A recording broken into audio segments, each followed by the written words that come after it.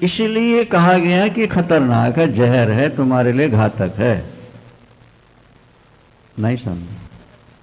अगर मन वहां न जाए तो उतना खतरा नहीं, फिर उतना खतरा नहीं। ज्ञानी की विशेषता यही है कि वो उसका मन अपने स्वरूप को छोड़कर और कहीं टिकता नहीं, और वो कर्म का कर्ता बनता नहीं। वो कहता जो हो रहा है वो इंद्रियों से हो रहा है, शरीर से हो रहा है। शरीर, इंद्री, मन और बुद्धि मैं नहीं हूं। ये अभ्यास करते करते करते करते करते परिपक्व हो जाता। जैसे अंग्रेजी पढ़े व्यक्ति से पूछो वाटर, एकदम बोलेगा जल, क्योंकि वो वाटर जल वाटर जल वाटर जल इसको 1000 बार रट चुका है, कह चुका है और सुन चुका है। अब वाटर कहते उसको सोचना नहीं पड़ता कि वाटर माने क्या है। नहीं समझा? शब्द निकला, अर्थ पर दृष्टि चली।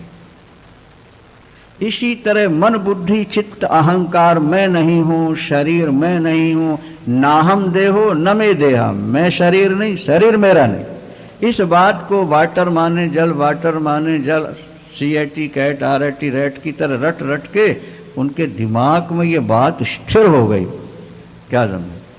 कि देह, इंद्री, मन, बुद्धि, प्राण, अहंकार मैं नहीं, मैं नहीं, मैं शुद्ध ब्रह्म स्वरूप हूं। और जब मैं नहीं हूं तो फिर मन भी इसमें नहीं लगता। भाई एक खेत है आपका 10 किले का, आपका है ना, तो आपका मन जाता है वहां कि नहीं जाता? और वो खेत आपने बेच दिया किसी को, अब मन वहां जाएगा? नहीं जाएगा। मकान आपका था तो उसका चिंतन था, उसको बेच के यहां बना लिया, वो कभी याद ही नहीं आता। मेरापन स्मरण दिलाता रहता है, और मेरापन नहीं रहा तो स्मरण खत्म हो जाएगा। ये भी एक जप है। देह, इंद्री, मन, प्राण, बुद्धि मैं नहीं हूं। देह, इंद्री, मन, प्राण, बुद्धि, अहंकार मैं नहीं हूं। ये देह है, ये एक प्रकार का मकान है पंचभूत। मैं शुद्ध ब्रह्मस्व। और ये सोचते सोचते सोचते विचार करते करते जब बुद्धि परिपक्व हो गई, जब ये भाव दृढ़ हो गया और उसी में रमा रहने लगा, तो इससे अगर कुछ हो भी गया तो वो अपने उसमें लगा रहा, इस तरफ आया ही नहीं। और अगर आता है तो बचना चाहिए, और नहीं आ पाता है तो फिर बचने और न बचने का कोई विभाग नहीं है, कोई प्रश्न नहीं होता। हीरा लाख वर्षों तक नाली में पड़ा रहे, क्या नाली की गंदगी उसके अंदर प्रवेश कर जाएगी? हाँ, एक घड़े में गंगा जल भरा है और दूसरे घड़े में शराब भरी हुई है, तो गंगा जल के घड़े का घटाकाश शुद्ध और शराब के घड़े का आकाश अशुद्ध। हाँ, अरे एक घड़े में गंगा जल भरा है और दूसरे घड़े में, तो गंगा जल के घड़े में जो आकाश है वो शुद्ध होगा, और जो शराब के घड़े में आकाश है वो अशुद्ध। अरे बोले ना बाबा, आकाश अशुद्ध होता ही नहीं, चाहे तुम उसमें शराब भर लो या गोमांस भर लो या गंगा जल, आकाश के लिए एक समान, क्योंकि वो निर्लेप है।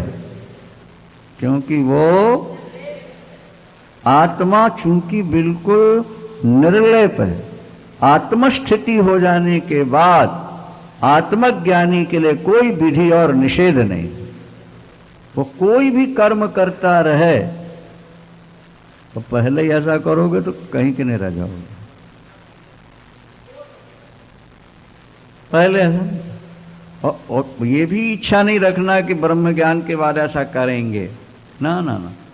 पहले सुनाया जा चुका कि सूखा पत्ता स्वयं नहीं चलता, वो तो हवा उड़ा के जहां ले जाए। वो तो प्रारब्ध के आधार पर शरीर रहता है, चिंतन उसका ब्रह्म होता है। अब प्रारब्ध में कुछ लिखा था और कुछ हो गया तो उस ज्ञानी के अंदर कोई फर्क, अपनी इच्छा से कुछ नहीं कर। इसलिए कहा न लेपस तस्य शुद्धस्य क्रियमाणोपि कर्मणि, क्रियमाणेपि कर्मणि, क्रियमाणेपि कर्मणि। क्या? शुद्धस्य तस्य लेपा ना, वो कर्म करता हुआ भी, अपि माने भी होता है, तो क्रियमाणे पी अपि है, सुना।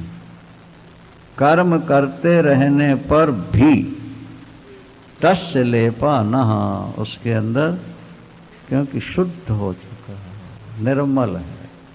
जिसने आकाश की तरह अपने को व्यापक मान, आत्मा व्यापक है आकाश की तरह। क्या? आकाशवत सर्वगतश्च नित्याः, उपनिषद का वचन है। आकाशवत सर्वगतश्च नित्याः, आत्म तत्व नित्य है और आकाश की तरह व्यापक है। आप अपनी आत्मा को अपने शरीर के अंदर ही देखते हो, क्योंकि अभी अज्ञान है, नहीं समझ।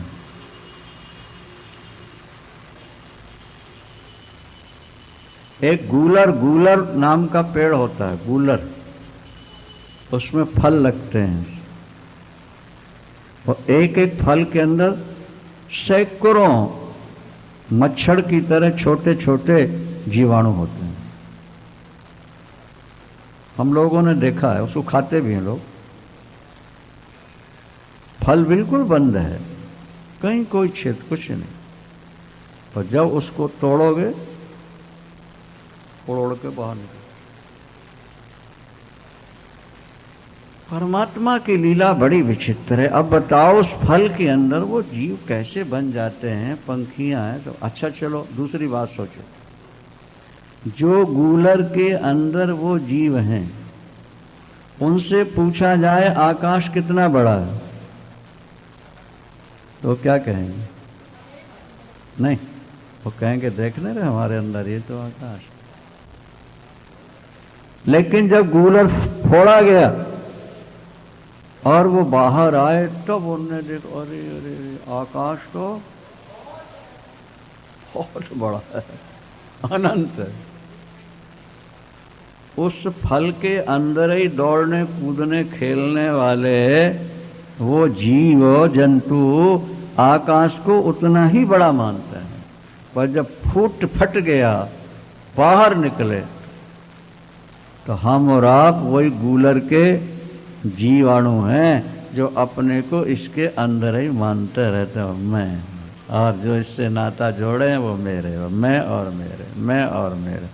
पर कभी जब महावाक्य सुनकर, वेदांत सुनकर तुम्हारे अज्ञान का पर्दा फटेगा, तो तुम अपने को आकाश के रूप में देखो, परमात्मा को। जैसे अर्जुन ने भगवान कृष्ण को छोटे रूप में देखा, नहीं, और जब कहा कि मैं विराट देखना चाहता हूं, और प्रभु ने जब विराट दिखाया तो घबरा गया। कौन? अर्जुन घबरा गया। क्यों घबरा गया? बोले मैं तो इनको अपनी समान समझ रहा था, ये तो सारा ब्रह्मांड इनके अंदर। इसी तरह हम अपनी आत्मा, अच्छा कुआ का मेंढक होता है, दूसरा उदाहरण ये ले लो, कुआ का मेंढक डड्डू, वो वहीं फुदकता रहता है। कहाँ? उससे पूछो आकाश कितना बड़ा, कहता है इतना बड़ा। यहां से फुट का वहां गया, वहां से छलांग मारी यहाँ। जब कभी भयानक वर्षा से बाढ़ आई और कुआं भर गया, ऊपर आ गया जब मेंढक, और फिर उसने जब दृष्टि घुमाई, अरे अरे अरे संसार तो बहुत बड़ा है। वह हम और आप वो कुएं के डड्डू मेंढक ही हैं बाबा, जो बस एक परधी के अंदर बंधे पड़े हैं। ये मैं और ये मेरे, ये मैं और ये मेरे। एक सर्किल ऐसा बना लिया है, सर्कुलर रोड ऐसी तुम्हारी बन गई है कि वो उसके अंदर ही अंदर, अंदर ही अंदर कोल्हू का बैल बस सारा दिन चलता है, लेकिन वो जहां से घुसता है शाम को वहीं से निकलता है। उसका चलना श्रम जो है वो आगे बढ़ने का नहीं रहा, वो वहीं का वहीं। जीवन भर हमने सब कुछ किया, लेकिन हम जहां के तहां बैठे रहे, जहां के तहां पड़े रहे, हम आगे बढ़ ही नहीं सके, क्योंकि हमारा चिंतन, हमारी सोच एक सर्किल के अंदर ही रही। बस ये मैं, ये मेरे, ये मैं, ये मेरे। इतना तो कुत्ता बिल्ली भी सोच लेते हैं। सुअरनी से पूछो, वो कहती मैं और ये 9-10 मेरे, ये मैं और ये 9-10 नहीं। तो हमारा ज्ञान उससे ज्यादा कहाँ हो गया? बोलो भाई। सुअरनी भी अपनी सीमा के अंदर है और हम भी अपनी सीमा के अंदर हैं, तो हम में और उसमें अंतर क्या रहा? कहलाने को हम मनुष्य हैं, पढ़े लिखे हैं, बैचलर हैं, एमएड हैं, एमए हैं, डॉक्टरेट हमने की है, लेकिन वास्तव में तो तुम वही हो। जब तक तुम इस सीमा को तोड़ोगे नहीं, आगे बढ़ नहीं सकते। समुद्र से को थोड़ी दूर पर कुआं है, पानी 50 वर्षों से भरा, लेकिन मूल से मिल नहीं पाता। पानी का केंद्र तो समुद्र ही है ना। क्यों नहीं मिल पाया? क्योंकि वो अपनी परिधि को तोड़ नहीं पाया। और गंगोत्री से जो जल चला वो किसी परिधि में नहीं बंधा, बहता गया, बहता गया तो समुद्र को पा गया। जो 7000 किलोमीटर दूर था, 5000 किलोमीटर दूर था, वो जल महीना 15 दिन में ही समुद्र से अपने मूल से जुड़ गया। और जो समुद्र के किनारे ही था वो सैकड़ों वर्षों में भी अपने मूल से नहीं मिल सका, क्योंकि वो दीवार के अंदर बंद। हम और आप अपने परिवार की चार दीवारी के अंदर बंद पड़े हो गए। मैं और मेरा, मैं और मेरा, बस ये चार दीवारी। इसने कीमती जीवन बर्बाद कर दिया। इस मैं और मेरे की दीवारों को जब तोड़ोगे तो क्षुद्र से महान बन जाओगे, क्षुद्र से विराट बन जाओगे। परम पिता परमात्मा के साथ तुम एक हो जाओ। परमात्मा के साथ तुम, कुछ लोग कहते निराकार में कोई आनंद नहीं है, साकार में ही। वैष्णव लोग ज्यादातर यही कहते हैं, निराकार में क्या आनंद होगा? निराकार से मिल गए तो क्या मिलेगा? आनंद तो ये बुद्धि का एक बस क्या कहा जा सकता। अच्छा ये बताओ, तुम्हें किसी से मिलकर आनंद आया, वो आनंद साकार था कि निराकार था? आनंद साकार था कि निराकार? बोलो। हम किसी से मिले और मिलकर हमें आया, तो वो आनंद साकार है या निराकार है? निराकार है। तो अगर निराकार में आनंद ही नहीं है तो फिर तुम्हारा आनंद भी तो निराकार है ना। क्या समझे? फिर तुम आनंदित क्यों हो रहे हो? तो जब थोड़ा सा आनंद पाके तुम आनंदित हो रहे हो, तो वो निराकार जो आनंद का समुद्र ही, उससे मिलोगे तो कितना आनंद नहीं मिलेगा। स्थूल बुद्धि वाले ऐसा मानते हैं कि साकार में ज्यादा आनंद है, क्योंकि आनंद स्वयं में निराकार है।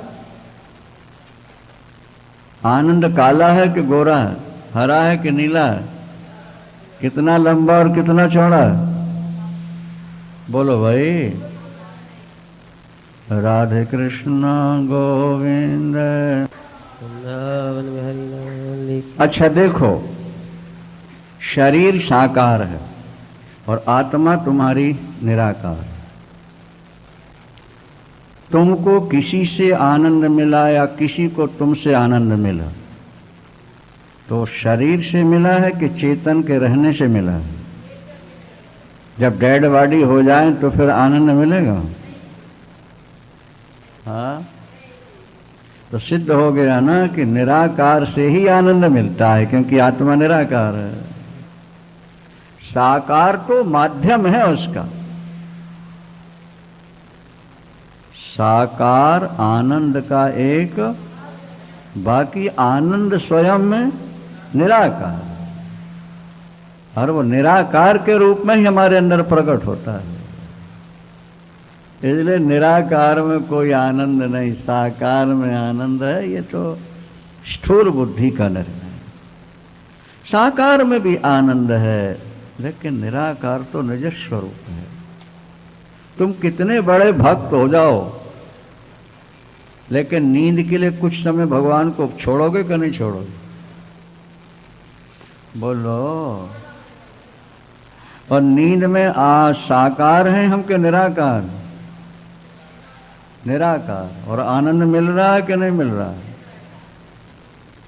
बोलो।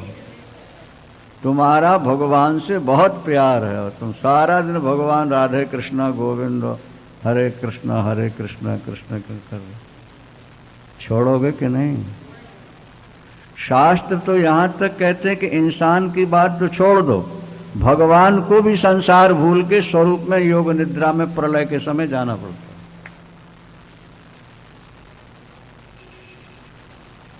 परमात्मा को भी साकार से हटकर निराकार रूप में जाना। निद्रा क्या है? महाप्रलय क्या है? ये भगवान की नींद ही तो है। क्या शास्त्रों में लिखा कि श्वास निकली तो वेद आ गए, आंख खुली पंचभूत बन गए, मुस्कुरा दिया तो सृष्टि का पालन हो गया। इतने में नारायण जी थक गए, आंख बंद कर ली, प्रलय हो। आंख बंद की तो अगर सृष्टि में ही आनंद था तो फिर ठाकुर ने आंखें क्यों बंद कर दी? कहना पड़ेगा कि साकार से हटके जब निराकार में अपने स्वरूप में आओगे तभी आनंद मिलेगा। तुम्हें बाहर के आनंद नहीं तो परेशान कर रखा है, तुम्हारी बुद्धि को चंचल बना रखा है, तुम्हारे को दुखी बना रखा है, क्योंकि तुम्हारी बुद्धि मोटी है और तुम लोगों ने हमेशा स्थूल से ही सुख लिया, इसलिए स्थूल ही तुम्हारे दिमाग में बैठा हुआ है। आत्मा निराकार और आनंद भी आत्मा निराकार और आनंद मौज लो अपने। मन मस्त भया फिर क्यों डोले, हीरा पायो गांठ लगायो तो बार बार बाको क्यों खोले।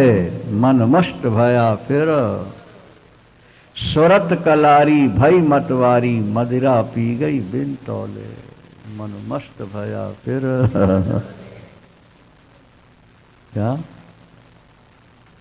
अपने आप की मस्ती जैसा आनंद और कहीं मिल नहीं सकता। ज्यादा अच्छा है कि जल्दी से जल्दी अपने आप में आ जाओ, अपने मूल स्वरूप को पहचान लो, मूल तत्व से प्यार कर लो, जीवन सफल हो जाएगा। वृंदावन।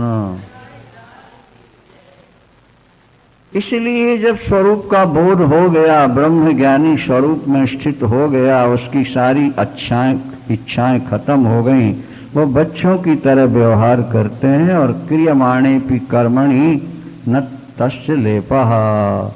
उनके शुद्ध स्वरूप में कोई लेप। एक चकमक पत्थर होता है महाराज, उसमें ठोकर मारो तो आग निकलती है। लाख वर्ष पानी में पड़ा रहे, चकमक पत्थर निकालो, ठोकर मारो, उसी समय आग निकल। वो गीला नहीं होता। जैसे चकमक पत्थर हजारों लाखों वर्षों तक जल में पड़ा रहे, वो गीला नहीं हुआ, बाहर निकालते ठोकर मारो आग निकलती है। इसी तरह आत्मा करोड़ों वर्षों से माया में है, लेकिन माया का उस पर कोई असर हुआ ही नहीं आज तक। वो तो शुद्ध ही शुद्ध है। बस उस शुद्धता का तुम्हें बोध हो जाए, उस व्यापकता का तुम्हें बोध हो जाए और तुम उसी में रम जाओ। देखो भाई, भजन करने के लिए एक वृत्ति तो बनानी पड़ेगी, दिमाग में थोड़ा सा खिंचाव तो होता ही है कि नहीं होता है? नहीं होता। और ना होता तो हर आदमी चिंतन में डूबा रहता। जैसे हाथ पकड़ के कोई खींचता है या कहा जाए कि हाथ सीधा रखो, घंटे, आधे घंटे, 2 घंटे के बाद जवाब दे देगा। और कहा ऐसे रखो तो 24 घंटे रख सकते हो। ये कृत्रिम हो गया ना। जो नेचुरल हाथ की स्थिति है उससे ये अलग हो गया। समझ रहे हो नहीं? तो ये ऐसा रह नहीं सकता, ऐसा हमेशा रह सकता है। इसी तरह मन में वृत्ति बनाओगे भगवान के लिए ना, तो वृत्ति में खिंचाव पड़ेगा कि नहीं पड़ेगा? फिर हटाना पड़ेगा। और अपने स्वरूप के चिंतन के लिए वृत्ति की आवश्यकता है ही नहीं। देखो, वृत्ति बनानी नहीं, पहले ब्रह्माकाराकारित वृत्ति होती है और उसके बाद वृत्ति भी शून्य हो जाती है, वहां वृत्ति भी नहीं रहती। सहज साधो सहज समाधि भली, साधो सहज, उसके द्वारा जो कर्म होते हैं वो बंधन के हेतु नहीं होते। सएव धन्य आत्मज्ञ सर्वभावेषु या समः पश्यन् श्रृण्वन् स्पृशन् जिगरन् अनश्नन् तर्षमानसः। वह आत्मज्ञानी धन्य है जो मन के पार पहुंच गया है। वह ज्ञानी, बोलो भाई, वह ज्ञानी धन्य है जो मन के पार पहुंच। अभी हम लोग मन के पार नहीं पहुंचे ना, मन के अंदर ही हैं हम।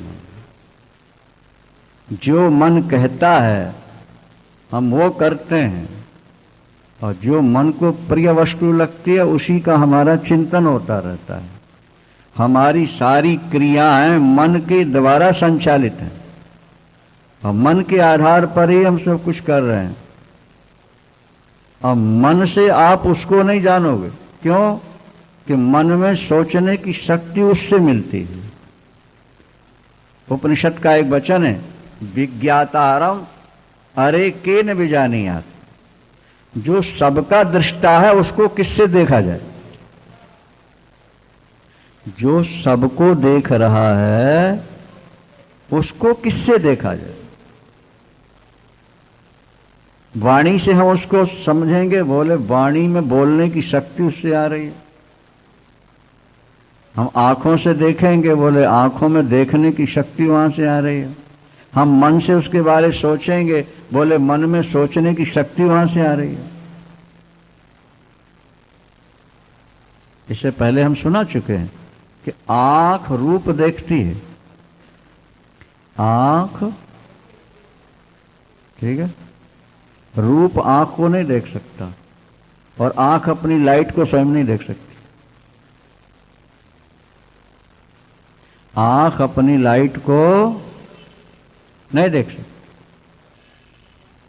आंख से रूप दिख जाएगा, रूप से आंख नहीं दिखेगी। इसी तरह परमात्मा सबको देख रहा है, पर जो सबको देख रहा है उसको कौन देखेगा? इसलिए ईश्वर को देखने की कोशिश नहीं करना, वेदांत की दृष्टि है, क्योंकि वो दृष्टि का विषय नहीं, उसका तो केवल अनुभव करना है, और सत चित और आनंद के रूप में ही उसका अनुभव होना। और जब तुम्हारा सारा चिंतन छूट जाएगा तो शेष वही रह जाएगा, अनुभव रूप रहेगा। जैसे निद्रा में सब कुछ छूट गया ना भाई, इंद्रियों की हलचल खत्म हो गई, मन के संकल्प विकल्प खत्म हो गए, बुद्धि में निर्णय देने की कोई क्षमता नहीं रह गई निद्रा में। तो निद्रा में आनंद का अनुभव हो रहा है कि नहीं हो रहा? कहा जाए नहीं होता, बोले नहीं, क्यों नहीं होता? अगर निद्रा में आनंद का अनुभव न होता तो जागने के बाद क्यों कहते आज की नींद में बड़ा आनंद आया?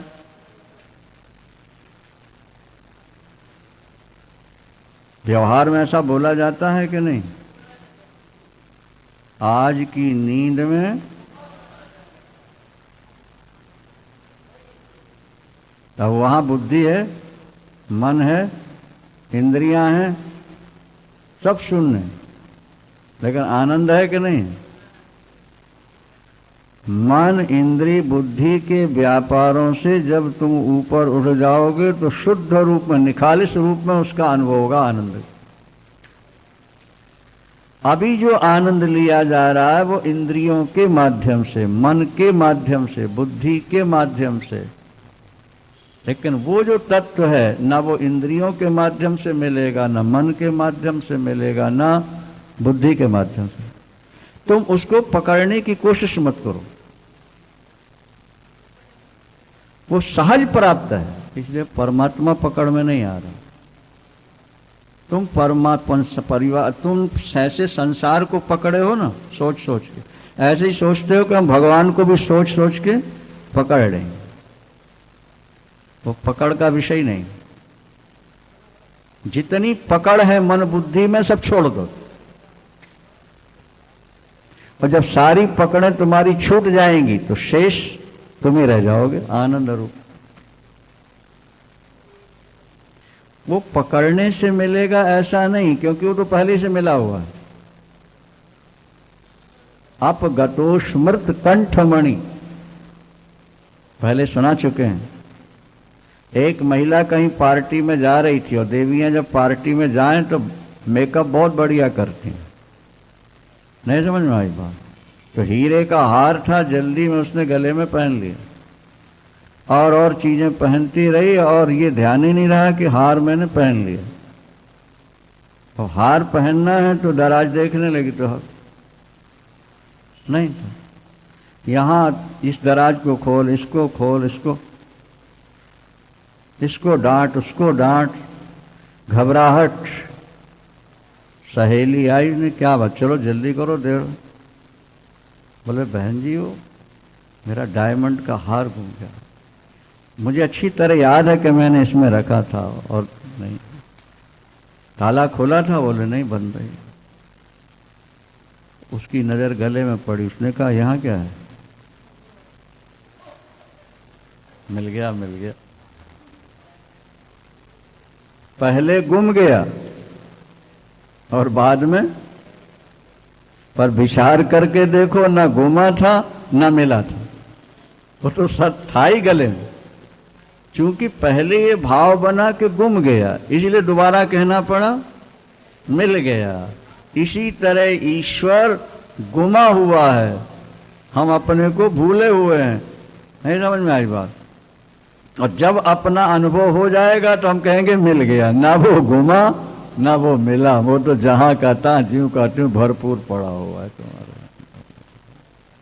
ये रहस्य है, रहस्य, इसे समझने का प्रयास करना चाहिए।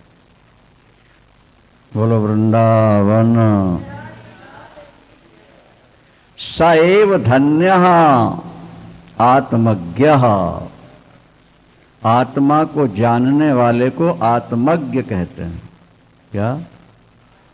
स एव धन्य, वही सर्वभावेषु यह समः, जो हर भाव में सम रहता है। गरीबी आ गई, हाय हाय, ज्यादा नोट आ गए, वाह वाह, सम कहाँ रहे? समस्याएं आ गई, हाय हाय, नहीं, सुख आ गया तो वाह वाह। बोले तुम भगवान को पाने के अधिकारी नहीं, तुम शांति पाने के अधिकारी नहीं। संसार की पकड़ में ऐसा ही होता। हमारे संगीतज्ञ एक बार किसी जगह गए कीर्तन में, तो 11,000 रुपया मिला। अब कथाओं में 7 दिन में 1100-1500 मिलते हैं और 2 घंटे में इतनी खुशी कि रात भर नींद नहीं आई। क्या? और दूसरे दिन किया बंटवारा, तो बंटवारा में कम ज्यादा हो गया, तो इतना क्रोध आया कि रात भर नींद नहीं आई। वृंदावन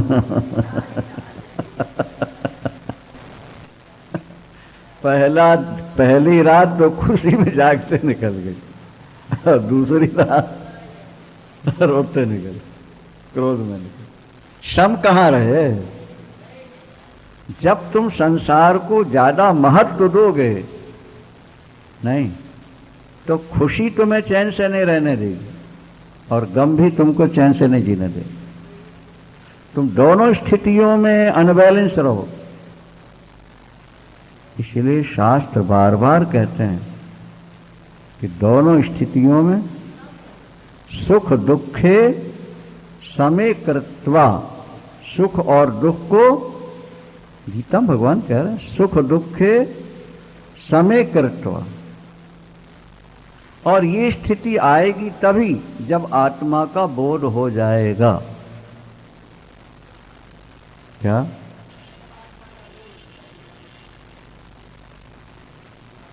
एक व्यक्ति ससुराल जा रहे थे, उनके मनी बैग में 500 रुपया थे। अरबपति सेठ, उनकी पत्नी का बैग किसी ने चुरा लिया। कितने थे? 5। अरबपति की पत्नी का पर्स छिन गया जिसमें रुपये थे। गम हुआ? क्या मान? और ससुराल गए तो उन्होंने 500 दिए, खुशी हो गई। उन्होंने वही पत्नी से लिया और उन्हीं के बच्चों को बांट दिया। पति ने पत्नी से लिया और वहीं उनके बच्चों को। क्यों? बोले आपकी परिस्थिति सामान्य है और मुझे भगवान ने अरबों दे दिया है। क्या? मैं 500 ले लूं तो मैं धनवान नहीं हो जाऊंगा, मैं तो पहले ही हूं। तुम्हारे यहां से निकलेगा तो तुम्हें कुछ फर्क पड़ सकता है, इसलिए तुम वापस बच्चों को, तुम तो वैसे लोग नहीं, बच्चों को दे दिया। और 500 रुपया का पर्स छिन गया, कोई गम नहीं, क्योंकि जहां अरबों है वहां 500 गए तो क्या फर्क पड़ा। बात समझ में आई कि नहीं आई? न गमने का शोक, गुमने का शोक, न मिलने का हर्ष। सम सधन्य, सएव धन्य, वही धन्य। भागवत में गोपियों को धन्य कहा शुक्रदेव महाराज ने। क्या कहा? धन्याः ब्रजस्त्रियः, धन्याः ब्रज की स्त्रियां धन्य धन्य। क्या हो? क्यों? बोले उनके दिल की कुर्सी में केवल एक ठाकुर ही विराजमान है, दूसरा कोई प्रवेश ही नहीं किया गया। हाँ, दिल की कुर्सी में केवल एक ठाकुर ही बैठा। यही तो वेदांत है।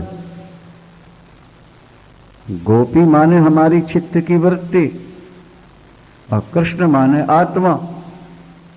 वो गोपी कृष्ण में वृत्ति लगाए बैठी है, हमारी चित्त की वृत्ति स्वरूप में अपने आप को टिका दे, उसको छोड़कर कुछ न रहा। बोले सा धन्य, सा एव धन्य, वही धन्य धन्य है। आत्मज्ञ है, वो आत्मा को जान चुका है।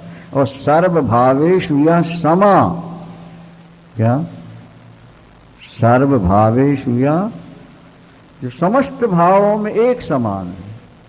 वो देखता हुआ, सुनता हुआ, स्पर्श करता हुआ, सूंघता हुआ, खाता हुआ एक समान है।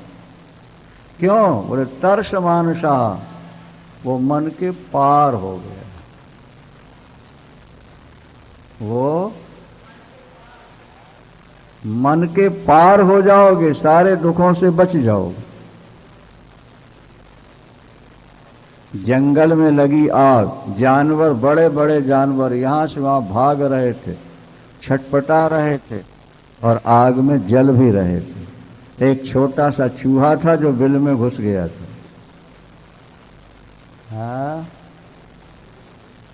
बोलो भाई, वो नीचे चला गया, निश्चिंत बैठा, क्योंकि आग वहां जाएगी नहीं। आराम से। जंगल में आग लगने से जो चूहा बिल के अंदर घुस गया है, वो आग से जो आत्मनिष्ठ महापुरुष बुद्धिजीवी मन के पार गुफा में चले गए स्वरूप के, वो मन पर आने वाले प्रभावों से सदा के लिए बच जाते हैं। जो मन में बैठते हैं वो मन के भावों से प्रभावित होते रहते हैं, लेकिन जो मन के पार हो जाते हैं, मन की वासनाओं का उन पर कोई प्रभाव नहीं, जो हर हाल में एक सम होते। भाई जंगल में आग लगे तो वही स्थिति है और न लगे तो वही स्थिति है, क्योंकि वो बिल के अंदर है। हम दुख सुख से प्रभावित क्यों होते हैं? इसलिए कि दुख सुख का प्रभाव हमारे मन पर पड़ता है, हमारी बुद्धि पर पड़ता है, हमारे अहंकार को ठेस लगती है। हम इनके साथ रहते हैं, तो जब इन पर प्रभाव पड़ा तो हमें लगा कि हम पर प्रभाव पड़ रहा है और हमने इनका साथ छोड़ दिया, मन के पार चले गए। समझ में आ रहा है? नहीं, हम मन के पार स्वरूप में, मन के पार स्वरूप है। मन के इस पार संसार है, उस पार भगवान है।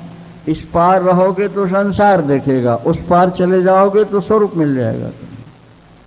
तो तर्ष मानसाह, जो मन के पार जा चुके हैं, उन्मनी अवस्था को प्राप्त हो गए, उन पर संसार के दुख सुख का, हानि लाभ का, जीवन मरण का कोई प्रभाव, सएव धन्य, वही संसार में आत्मज्ञ हैं। राधे कृष्ण। क्व संसारा क्व चाभाषा क्व साध्यम क्वच साधनम आकाशस्येव धीरस्य निर्विकल्पस्य सर्वदा। जो मन के पार पहुंच गया वो शुद्ध चेतन में पहुंच गया। मन के इस पार संसार है, मन के उस पार शुद्ध चेतन तत्व है। समझ रहे हो कि नहीं? और जब तुम मन के पार जाओगे, शुद्ध चेतन तत्व कैसा है? बोले आकाश। वो आकाश के समान व्यापक है, निर्विकल्प है, अव्यय है, अनादि, विकारों से रहित है। आत्म तत्व विकारों से, विकार जितने हैं तुम्हारे मन तक पहुंचते हैं। जब तुम मन के अंदर बैठते हो तो विकारों का अनुभव होता है, और जब तुम मन से ऊपर चले जाते हैं तो विकारों का अभाव हो जाता है। क्या प्रमाण है? बोले प्रत्यक्ष प्रमाण लो ना। निद्रा में आप मन के पार हो जाते हो। निद्रा में आप, और जब मन के पार चले गए सारी समस्याएं खत्म। जवान पति की मृत्यु हुई है, पत्नी तड़प रही है, छाती पीट रही है, सिर पीट रही है, बेहोश हो रही है, लेकिन नींद आ गई। बोलो, अब पति के वियोग का दुख है? हाँ, क्यों नहीं? बोले मन के पार हो गए। मन मूर्छित हो गया ना निद्रा में। आत्मा मूर्छित नहीं होती, क्योंकि चेतन कभी सोता नहीं, चेतन को नींद नहीं, चेतन की दृष्टि का लोप कभी नहीं होता है। भाई समझने का प्रयास कर। जैसे सूर्यमंडल है, हमारे भारतवर्ष को प्रकाश 12 घंटे साथ देता है और 12 घंटे अंधकार आ जाता है। बीच के जो पर्वत हैं, नहीं, वो यहां अंधेला ला देते हैं, लेकिन जो सूर्यमंडल में है उनके पास है, वहां अंधकार है ही नहीं, वहां अंधकार है ही नहीं। जब हम मन के पार चले जाएंगे तो वहां रोग, शोक, दुख, वियोग, हानि, लाभ, जीवन, मरण कुछ भी नहीं।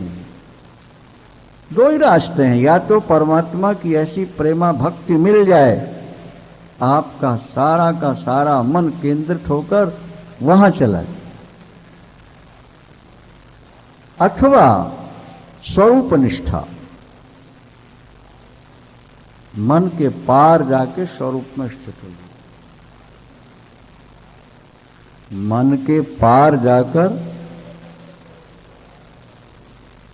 स्वरूप कैसा है? बोले आकाशस्येव धीरस्य निर्विकल्पस्य सर्वदा। आकाश की तरह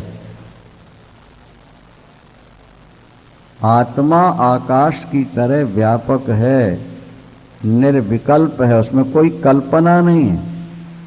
मनुष्य तो सारी जिंदगी कल्पना ही में जीता रहा, रोता रहा, मन में तरह तरह की कल्पनाएं कर करके, सोच सोच के रोता ही रहा। लेकिन जिसने अपने को आकाश की तरह शुद्ध चेतन समझ लिया, मन के पार चला गया, अब उसके लिए कोई समस्या नहीं, अब उसके लिए कोई इसलिए कहते क्व संसार, उसके लिए संसार कहा। अच्छा, गहरी नींद में संसार है? बोलो। चिदाभास साध्य पाने के लिए साधन कुछ भी नहीं। जिसने आकाश की तरह व्यापक अपने स्वरूप को समझ लिया, निर्विकल्प स्वरूप समझ लिया, ऐसा धीर ज्ञानी पुरुष अब वो क्या साधन करे और किसका चिंतन करे, और कहाँ उसके लिए चिदाभास और कहाँ जीव और कहाँ का संसार, सब लीन हो गया, लीन हो गया, लीन हो गया, खत्म। बस ये कि मन के पार जाने की युक्ति मिल जाए। हनुमान जी लंका तो पहुंच गए, लेकिन अशोक वाटिका नहीं पहुंच पा रहे। सारी लंका में तो घूम लिए, नहीं, पर अशोक वाटिका तक नहीं पहुंच पाया। वो वाटिका इस ढंग की बनाई गई थी कि उसमें पहुंचने के रास्ते का केवल विभीषण को ही पता था, रावण के अलावा।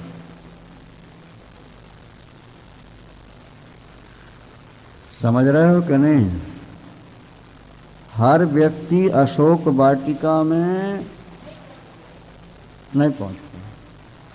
तो रामायण में लिखा कि हनुमान जी भी विभीषण से कहते हैं कि देखी चाहो जानकी माता, हमें मां जानकी को देखना। तो जुगति विभीषण सकल सुनाई, तब विभीषण ने युक्ति बताई कि ऐसे जाओ, ऐसे जाओ, ऐसे जाओ, पहुंच जाओ। और ये छूट गया रास्ता तो अशोक वाटिका नहीं पहुंचे। बस गुरु भी तो ही करते हैं, गुरु भी तो युक्ति बताते हैं ना कि मन के पार हो जाओ, दुखों से पार हो जाओगे। क्या समझा? स्वरूप में बैठ जाओ जाके, यही तो युक्ति है, और क्या है।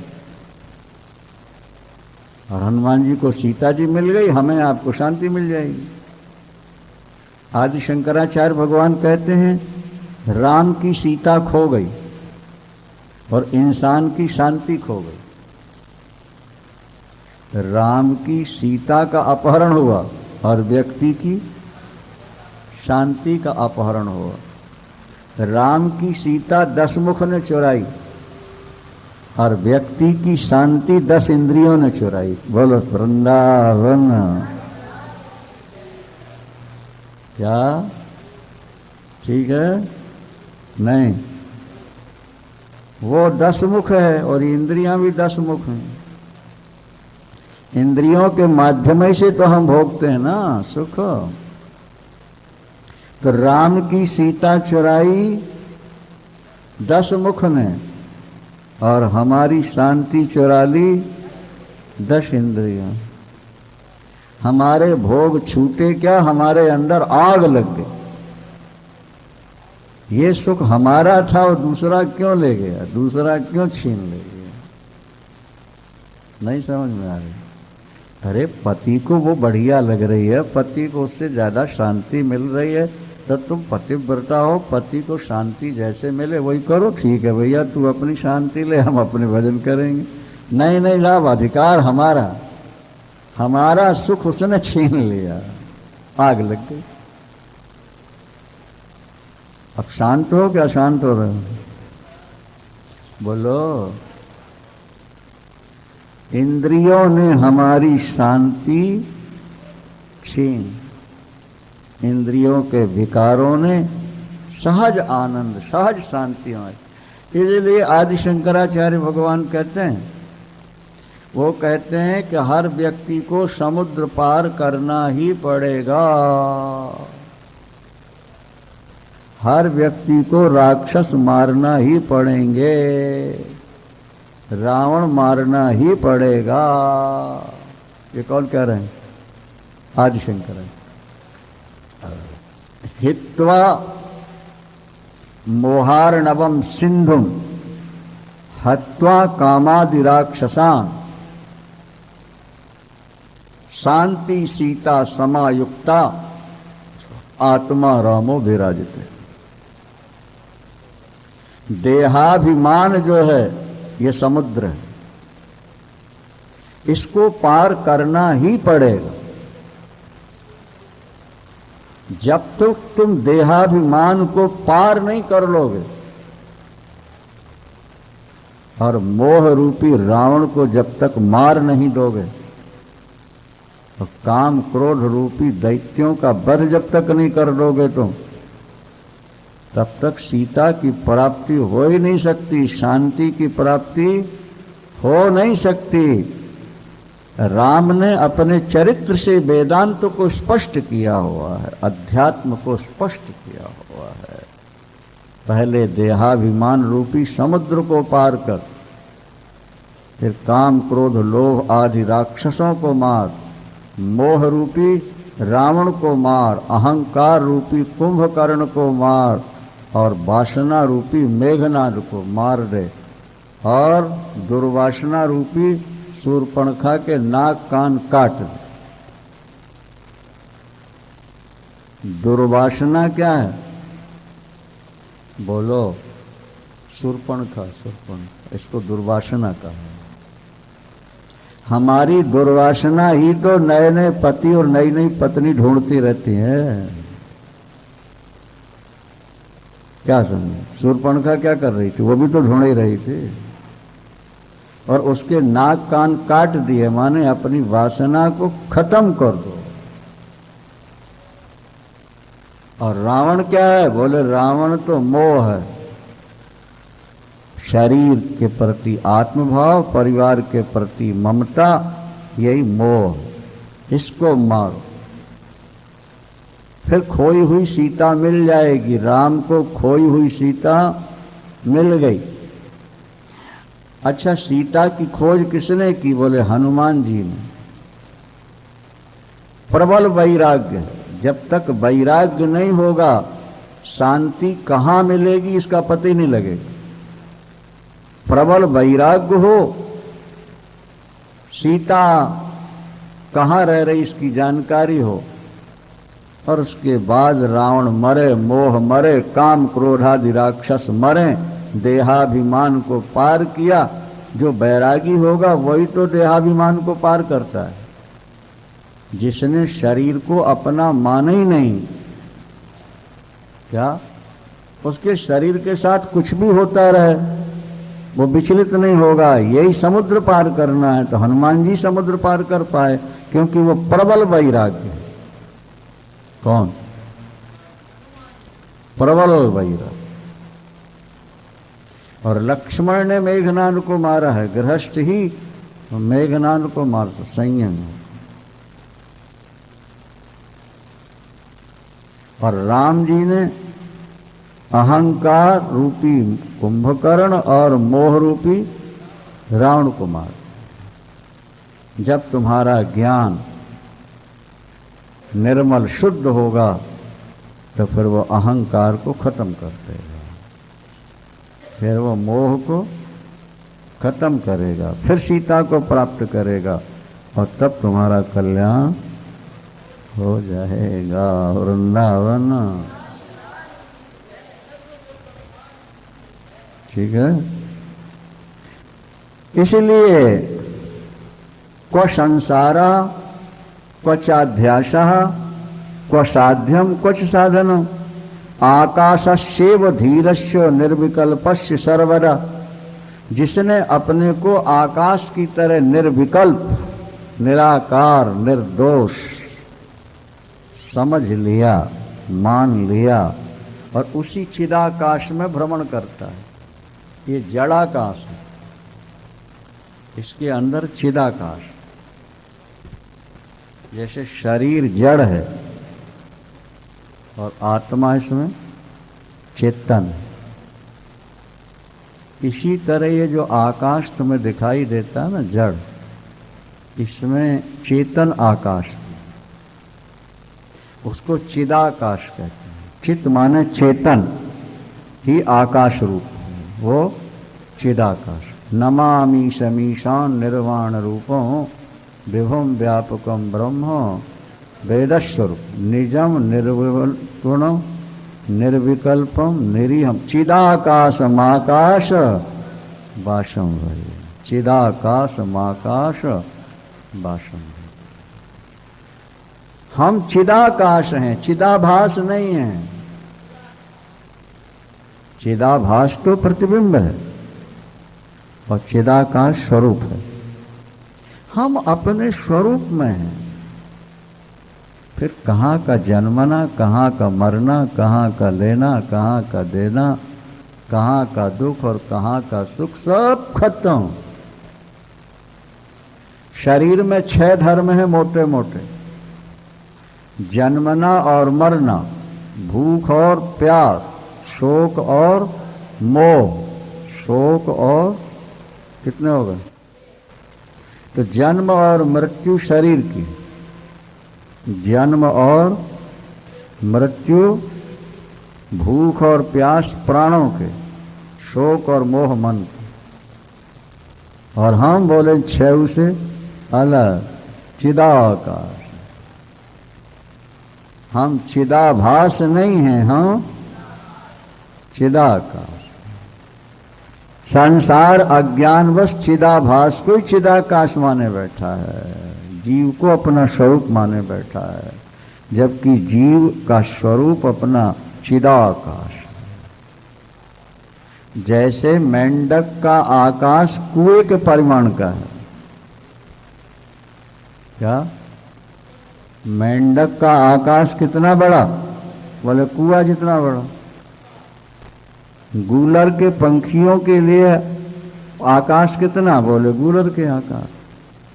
अज्ञानी का चेतन तत्व कितना? बोले शरीर के आकार का। और ज्ञानी का जो चेतन है वो व्यापक हो।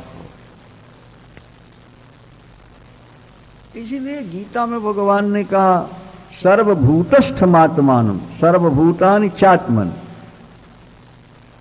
सारे प्राणियों में अपनी आत्मा को देखो और सारे प्राणियों को अपने अंदर देखो।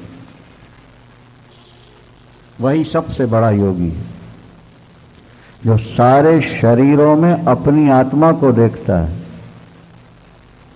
और सारे शरीरों को अपनी आत्मा में देखता है। अब कैसे समझोगे इसको? तुम सबके अंदर मैं और सभी मेरे अंदर, इसको दृष्टांत से समझोगे। सारे घड़ों में आकाश, सारे घड़ों में और सारे घड़े आकाश में, क्योंकि घड़े रखेंगे कहाँ? आकाश में। तो आकाश में घड़ा और घड़े में आकाश। इसी तरह सब मुझ में, मैं सबके अंदर। माने मुझसे भिन्न कुछ है ही नहीं, ये विज्ञान समझ लो। जब चिदाकाश हो जाओगे तब ऐसा, फिर तुम इतने मीठे हो जाओगे ना, मिश्री से भी ज्यादा मीठे। अभी तो नीम से भी कड़वे नजर आते हो तुम, जरा जरा सी बात में अनबैलेंस हो जाते, इतने क्रोध में आ जाते हो।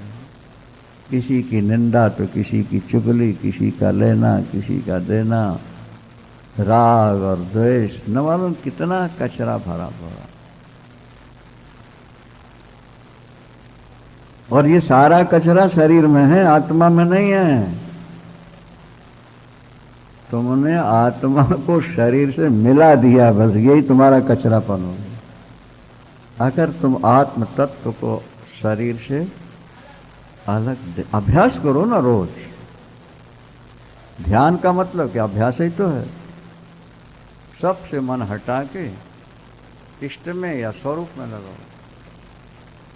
शरीर नहीं, इंद्रियां नहीं, मन नहीं, बुद्धि नहीं, अहंकार नहीं, प्राण नहीं,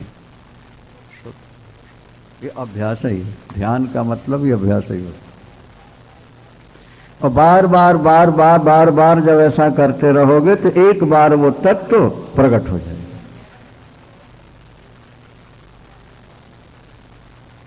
गीता हम पढ़ रहे हैं 50 वर्षों से,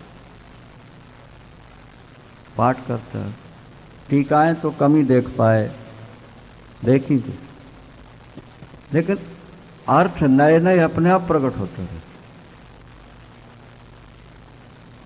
कल पढ़ा था तो अर्थ कुछ और प्रकट हुआ था, और आज पढ़ा वो अपने आप प्रकट होता है अंदर। इसी तरह जब तुम उस स्वरूप में स्थित हो जाओगे, बार बार बार बार अभ्यास करोगे, संसार से अलग। क्व संसारा क्व चाभाषा क्व साध्यम क्वच साधनम आकाशस्येव धीरस्य निर्विकल्पस्य सर्वदा। जो आकाश की तरह निर्विकल्प है, शून्य हो गया, मन के पार चला गया। इसलिए बाबा लोग धीरे धीरे धीरे धीरे मन के पार जाने के लिए वाणी रोक लेते हैं, मौनी हो गए, आंखें नीची कर ली, देखने नहीं, नाच गान हो रहा उठ के चल पड़े। कहते हैं देखने ही नहीं, दूसरी बात सुनना ही नहीं, बोलना ही नहीं। हमारा मन बाहर कैसे जाता है? ये 2-3 केंद्र ही तो ऐसे हैं जिसके कारण ये, भाई बोलना है तो बाहर के बारे सोचना है, देखना है तो बाहर देखना है, और सुनना है तो बाहर की बात सुननी है। अब बाहर की बात सुननी नहीं, बाहर देखना नहीं, और किसी से बोलना नहीं, तो अंदर आ गया ना फिर अपने आप। जहां जगत का चिंतन हो रहा था, मनन हो रहा था, वहां पर आत्मस्वरूप का चिंतन मनन होने लगता है। ठीक है। सच्चिदानंद सा जयत्यर्थ सन्यासी, ये सारी प्रक्रियाएं सन्यासियों की हैं। सन्यासी जो कपड़े रंगले घर छोड़ दे वो नहीं, सन्यासी जिसका मन संसार को छोड़ दे वो सन्यासी। जिसका मन संसार को छोड़ दे वो घर छोड़ने वाले सन्यासी नहीं होते। तो घर छोड़ दिया तो आश्रम बना लिए, बेटे छोड़ दिए तो चेले बना लिए। नहीं समझ में आई। तो अगर मन में ज्ञान नहीं है तो घर छोड़ के भी रागी हो,